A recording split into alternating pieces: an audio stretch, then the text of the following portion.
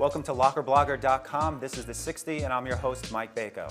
With the NCAA tournament just around the corner and the Big East tournament in full swing, who better to break it down for us than John Kenchilian of WGTV Georgetown Radio. John, thanks for joining us. Absolutely. Pleasure to be here.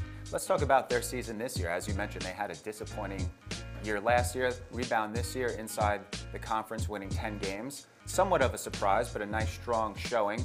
They were in the top 10 for a good portion of the year. Towards the latter part of the year, some home losses to South Florida, an embarrassing loss, and then losing to West Virginia on the road. Gauge for me their season this year, how they compare to last season, and what their hopes are for the tournament. I think this team has high hopes for the tournament, and the word around the locker room, and Coach Thompson said this a couple times, I think, in press conferences, that they can be, they're as good as they want to be, and that's been proven by their disappointing losses and their amazing wins. So I think this team, the feeling that I've gotten so far, at least right now, is that this team's really motivated going into the postseason.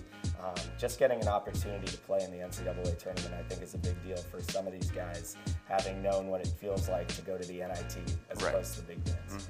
Their schedule is very hard. Their RPI in the top 5 this year certainly will help them with the selection committee determining their seeds, but they do need a good showing in this Big East tournament to get a legitimate seed in the NCAA tournament. Oh, absolutely, and I think Bracketology on ESPN has them right now as a 5 seed, which would be that dreaded 5-12 matchup, which always seems to Which every year, and anyone that does their brackets, they always have the 1 or 2 that have the 12th seed beating the 5 seed, so they may fall into that category this year. Yeah, but if they beat Syracuse tomorrow, I think that'll be more than enough of a run in the Big East tournament to bump them up a little bit.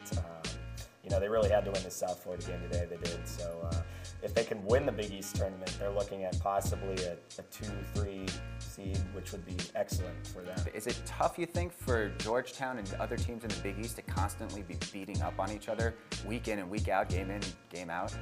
I think it makes them stronger for the tournament, but the problem becomes the way the outside public and the committee as a whole, the NCAA committee, looks upon that. And teams that have below 500 conference records generally aren't going to get into the tournament, but teams that have below 500 conference records in this conference can beat a lot of teams that would get into the first round, whether through their conference tournaments or other automatic bids.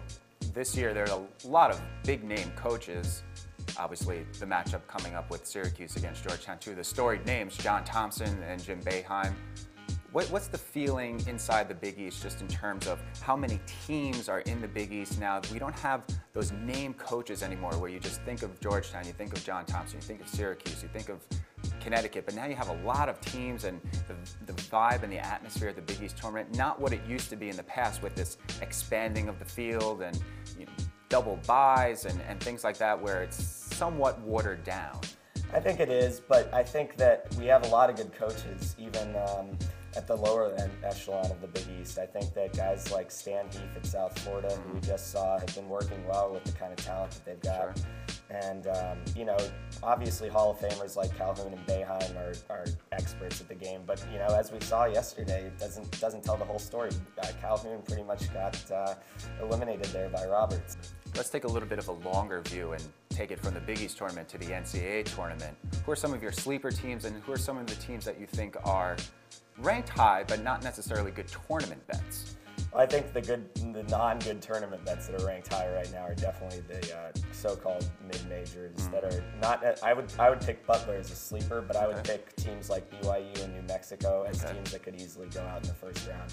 I haven't really bought into them all season. They've continued to win, but they haven't had any impressive wins. They haven't had that strength of schedule, that RPI high ranking that really makes them deserve a 1 or 2 seed. So, and Kansas is completely legit. They're going to be a tough out in the tournament for anyone. Okay, so let's backtrack real quick. So you think Duke, Kansas, Kentucky? Probably Syracuse. Probably Syracuse, guess that. Does that #1 seed depend on how well they do in the tournament, or do you think they already have it locked up and the selection committee sort of knows, okay, wait a minute, if they drop to Georgetown, that'll be 2 out of 3 that they beat them. Even if they beat Georgetown but lose to another team, do you think Syracuse already has that #1 seed locked up? You know, a lot of people have been talking about the unimportance of tournaments, conference tournaments just being postseason only for automatic bids, where teams that would have been the top of the conference would have won the automatic bid from the tournament anyways. I think, though, it leaves a sour taste in the committee's mouth if Syracuse loses their only game in the Big East tournament. If they had been a team in 5 to 8 range and won today like Georgetown did, then you at least have to win one game, I think, in the tournament to just give yourself a little bit of momentum. And not necessarily, people have been talking about teams that get to the final might get worn out. I think Syracuse may be thinking about that, although they've had the double bye. But teams that win one game are pretty much solid. But I think that Syracuse could possibly lose their #1 seed if they lose to Georgetown tomorrow. And that's it for this edition of the 60. Thanks to John Kenchilian for joining us from Georgetown Radio. I'm Mike Bako. This is LockerBlogger.com.